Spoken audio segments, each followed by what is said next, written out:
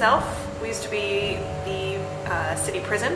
So it was built in 1862, ran for 110 years as a functioning prison until 1972.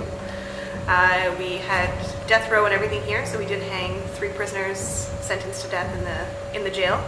And then in '73 we decided to open up a youth hostel here. So we can now sleep about 150 guests, no longer prisoners. Guests from all over the world come, whether it's for just a budget accommodation in the nation's capital or for the jail experience to stay in a single cell just for them and have that prison experience. Or also just for the ghost experience as well. So we're pretty well known to be haunted here. We're one of the most haunted buildings in Canada, depending on who you ask. You can sleep about 150 guests in a variety of rooms. So we have dorms for 8 people, 6 people, 4, and then we have two-person rooms with a bunk bed and then double beds. We also have a few suites, so if the prison cell thing isn't for you, you can have a double bed in a nice private room with a washroom. But I recommend the jail cell every time.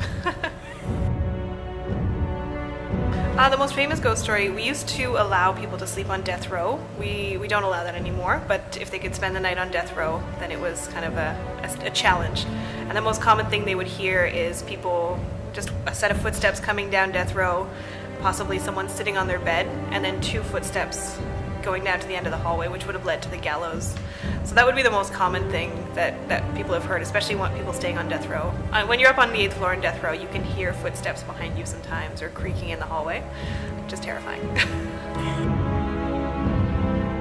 Everyone's really excited to stay here, provided they realize it's a jail before they arrive. We usually have great reviews about that. They really like the experience, and they always have cool stories to tell us about their rooms or any ghosts they may have seen in the middle of the night.